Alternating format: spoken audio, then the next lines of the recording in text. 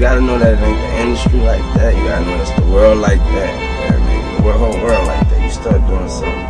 If you ain't on that team with the dude that's doing it, they hate. If you ain't getting it, it ain't just the industry. It's just niggas in the industry got a voice. The other haters just you can't hear them. Niggas in the industry get on the record and hate on you. You can't do nothing. I mean, I'm built up with love, no homo. I mean, I got a whole lot of love inside me. My mom instilled me with love. So when a nigga threw rocks at Jesus, you knew that? This nigga was walking, he was throwing. Fuck.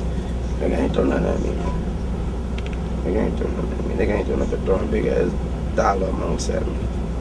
Catching the motherfuckers like Yvonne Rodriguez, motherfucker. Yeah, I don't worry about the hate though, man. We laugh at it. Nigga making too much money, having way too much fun. My job is my dream. I cannot stop dreaming for these niggas. Not for no niggas. Right when I was 8, I signed my first contract when I was 11. I met Baby when I was 11. So, anything before that, I guess I was pissing in my pants or something. I don't know. Yeah, I don't know what I was doing. I started writing. I wrote my first rap at 8 years old. Cause I remember in that motherfucker I said some shit like I'm 8, straight, laid, all those kind of words. But that's how I remember. I was 8 when I wrote my first shit. I put my name on the contract when I was 11. Put out my first album when I was 12. Right, okay. So once you got on, was you 100% into the rap shit, or you still had more foot in the street too? I mean, baby, wasn't breaking that nigga off with though. Yeah, he wasn't gonna hit no 12-year-old with no 100 G's and nothing like that. I mean, put my name on the contract when I was 11. Put out my first album when I was 12. Right, okay. So once you got on, was you 100% into the rap shit, or you still had more foot in the street too? I mean, baby, wasn't breaking that nigga off with though. Yeah, he wasn't gonna hit no 12-year-old with no 100 G's and nothing like that. I mean, so basically, to tell you the truth, niggas was just like, I mean, I was 12 years old, dog. So I was from the block. I did what I did on the block, but I couldn't get rich that way neither. So I just stuck with this rap shit.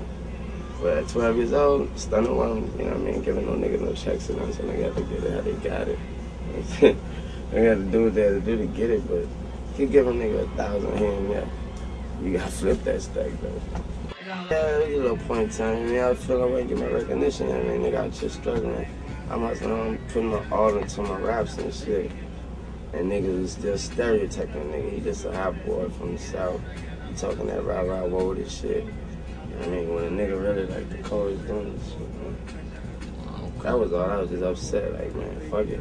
I'm a smart dude, you know what I mean? I graduated, I got my diploma and shit. I'm in school. University of Houston for psychology, so I always been a smart dude, you know what I mean? So I always knew I could bounce back and become something my mama would be a whole lot more proud of. Pops at a young age and losing, you know, your family structure. How was you able to, you know, get through that? Man, I was always the only child, you know what I mean? So when you're the only child, you already handle the whole gang of shit by yourself and learn how to handle shit on your own because you have nobody to look to or nothing to observe or nobody to say, okay, I could do it this way, I shouldn't do it this way. So I had to just make that decision all the time by myself. So living without, you know what I mean, it wasn't enough for a nigga. I just knew I had to get it more. You know what I mean? I knew that was mom's dependent, and that was what she depended on. So I had to take those footsteps and take those shoes out no matter how big it was. I love what I do. You know what I mean? If you love what you do, you ain't got no other choice but to get better. Motherfuckers gonna be asking, how you did shit? Like, I don't know, nigga. Because you don't know, you're just getting better. You know what I mean? Once you love what you do, I could have been rapping at 6. I was gonna still progress at 7, progress at 8.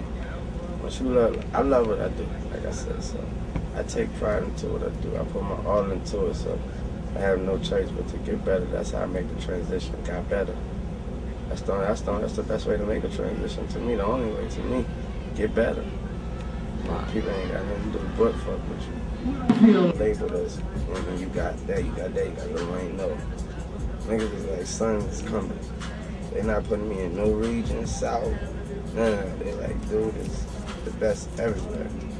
That's my shit right there. I ain't trying. That's why I ain't go after the king of the South. That's that man. You know what I mean?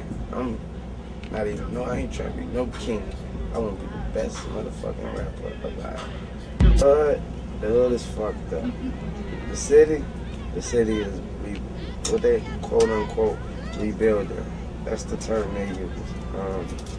The hood, nah, they ain't fucking with the hood. They tearing that shit down. If you ain't got no papers to prove it was yours, we making a motherfucking mall right here.